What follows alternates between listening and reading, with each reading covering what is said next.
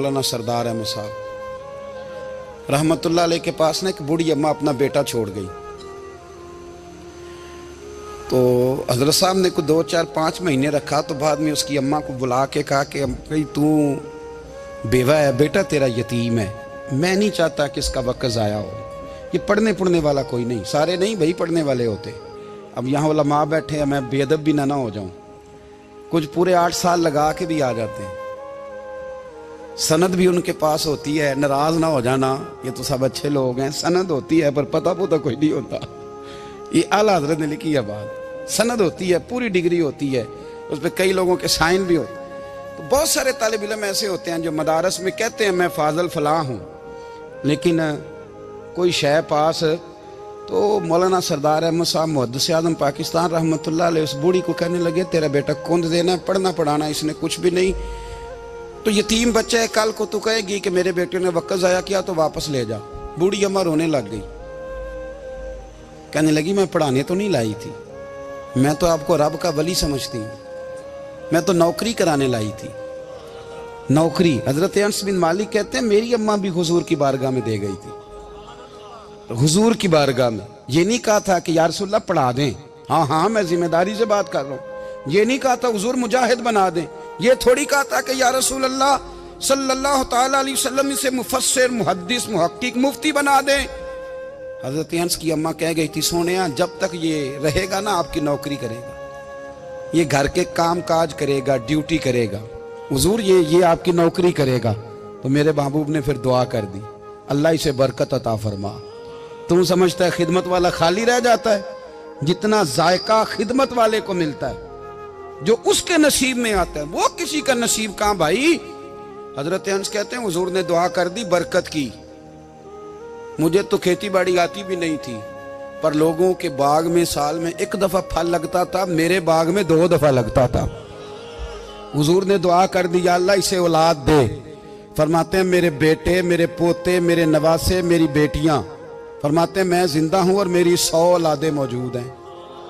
परेशान हो गया 100 सुन के बच्चे 2 ही अच्छे, 100 औलादे मेरी मौजूद हैं। हजरत अनस बिन मौलाना सरदार अहमद साहब के पास ना छोड़ गई बच्चा, कहने लगी हजरत जी मैं को पढ़ाने के लिए थोड़ा छोड़ गई हूँ, मैं तो इसलिए छोड़ के गई हूँ कि आप मेहरबानी करें, खिदमत कराएं। तो हजरत जी कहने लगे कोई ऐसा काम ही नहीं, खिदमत वाला क्या कराऊं। कहने लगी पट्ठे पवा लिया करो जी। हुण लड़ पैंदे ने, कहने ने बच्चे काम करते हैं मदरसे का। हालांकि अब कहाँ बच्चे काम करते हैं, अब तो गुजर गया दौर, अब तो बच्चे काम कराते हैं। अब बच्चे भी नाराज हो रहे हैं, घूर घूर के देख रहे हैं। सही कह रहा हूँ आपको, बच्चे काम कराते हैं, बच्चे कहाँ काम करते।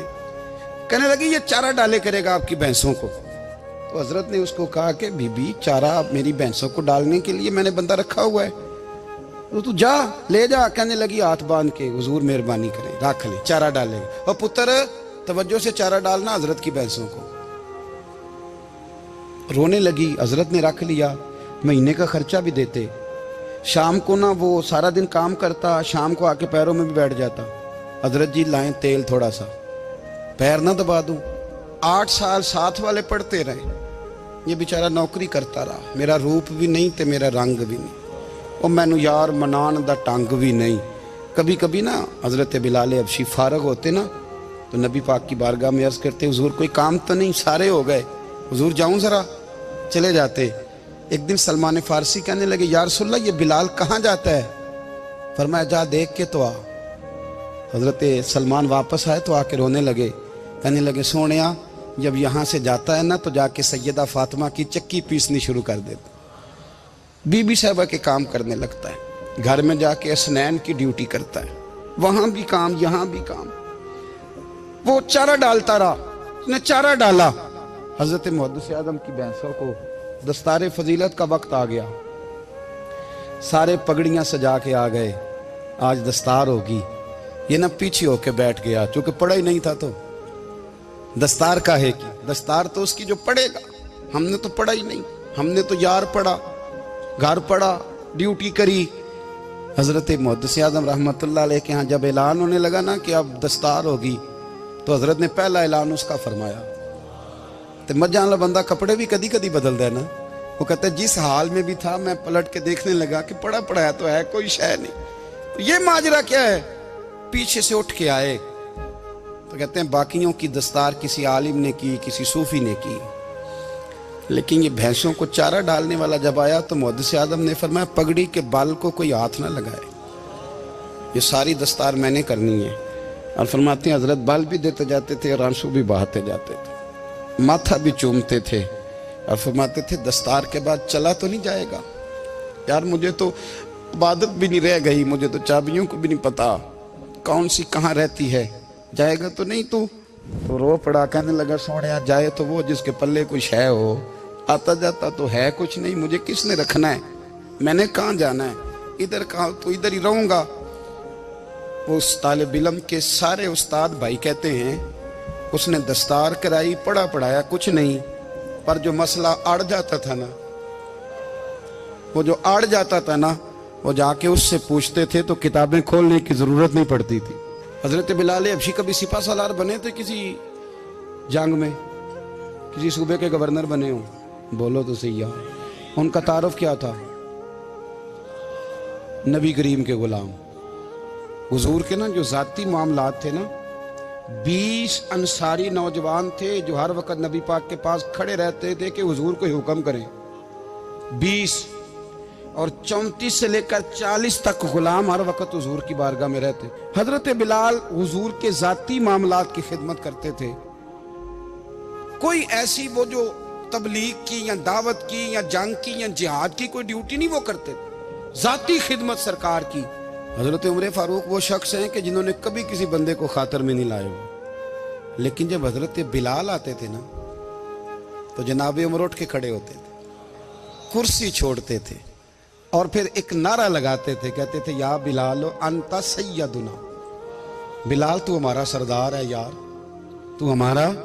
یعنی عشق کا ذوق پورا کرنا انہیں بھی آتا تھا. اس لیے میرا مشورہ ہے, میری رائے ہے, اور جو میرا حکم ماننے والے ہیں ان کے لیے میرا حکم ہے کہ ذوق نہ کبھی بھی خراب کرنا, کبھی بھی نہ ذوق نہ خراب کرنا, اپنا لطف. میں نے کئی دفعہ, میں پہلی دفعہ مدینہ شریف حاضر ہوا تو ایک بابا جی میرے آگے آگے تھے, تو ان کو نا دھکے مار رہا تھا. وہ سامنے کھڑے ہوتے ہیں نا, اللہ خیر فرمائے, اپنی اپنی ڈیوٹی ہے نا, ان کی بھی ایک ڈیوٹی ہے نا جی. تو وہ دھکے مار رہا تھا تو بابا اسے کہہ رہا تھا تیری خیر ہوئے پہرے دارا, روزے دی جالی چوم لین دے. انہیں پھر دھکا ماریا تو پھر ان کہا تیری خیر ہوئے پہرے دارا. میں نے, وہ بالکل ان پڑھ بابا جی تھے پر مجھے انہوں نے بہت بڑی بات سمجھا دی, میں نے ان سے بڑا سیکھا, منبر پہ ذکر کر رہا ہوں. وہ تیسری دفعہ پھر دھکا مارا, تیری خیر ہوئے پہرے دارا, روزے دی جالی. تو بابا جی باہر نکل آئے تو میں بھی پیچھے نکل آیا. تو میں نے کہا بابا جی یہاں کچھ انہوں نے بنگلہ دیشی اور ہندوستانی بھی رکھے ہوئے ہیں, پر یہ تو عربی تھا خالص, انہوں کدوں تہاڈی بھی سمجھ آؤندی سی, تسی پنجابی دا شعر سنائی جا رہے ہو. کہندے پتر مینوں بھی پتہ ہے انہوں نہیں سمجھ آ رہی, پر میں تے اپنا رانجھا پہ راضی کردا سا. مینوں پتہ ہے انہوں کہا او یار اسی رانجھا بھی تے راضی کرنا ہے کہ نہیں, کہ ساری زندگی کیلو کال کے جھگڑے میں پڑے رہنا ہے. اے عشق تیرے صدقے جلنے سے چھٹے سستے, جو آگ بجھا دے گی وہ. اور ایک جگہ پہ اعلیٰ حضرت کہتے ہیں جان دے دی وعدہ دیدار پر, ہم نے جان دے دی. خالی اس نے وعدہ کیا تھا کہ آؤں گا, آیا نہیں تھا, پر جان ہم نے پہلے دے دی.